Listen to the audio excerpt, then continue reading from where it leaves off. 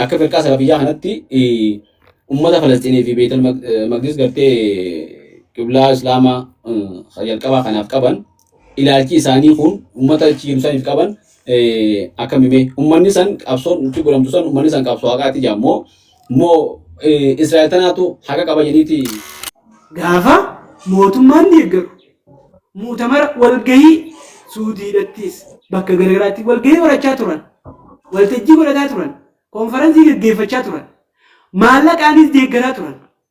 Akka gartee akkuma ilma namaattu isaanii yaadanii ilaalle jechuudha. Uummaanitumatti yoo ilaalle uummata tokko haqa isaatii qabsaa'u humni isaa guddaa miti jettee uummata san deeggaruu dhabuun haqa irraa lola deemu hunda keessatti namni isaa yakkamaa godhan warruma Gaazaati.